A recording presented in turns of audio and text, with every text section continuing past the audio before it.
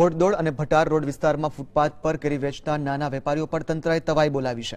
કોર્પોરેશને 5 truck ભરીને નાના વેપારીઓને કેરીનો જથ્થો જપ્ત કર્યો છે। કડક હાથે કામગીરી કરતા ભાજપના આગેવાનોમાં દોડધામ મચી છે।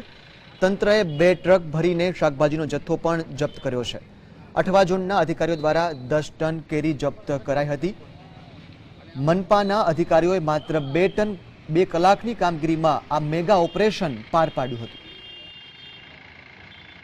આજ રોજ અઠવા ઝોનના દબાણ ખાતા દ્વારા ઝોન વિસ્તારની અંદર ટ્રાફિકને નડતરરૂપ દબાણ જે કરવામાં આવે છે તે પૈકી ભટાર રોડ ઉપર ઉમા ભવનની સામે શાક માર્કેટમાંથી રોડ ઉપર બેઠેલા ફેરિયાના 2 ટ્રક ભરીને માલ આજે શાકભાજી જપ્ત કરવામાં આવેલ છે અને એ દબાણ ડેપો પર જમા કરવામાં આવેલ છે।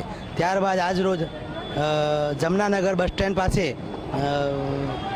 કેરીના જે સ્ટોલ લગાવવામાં આવેલા છે અને ફૂટપાથ પર કેરીઓ જે મૂકવામાં આવી છે એ 5 ટ્રક કેરી પણ આજે જપ્ત કરવામાં આવેલ છે।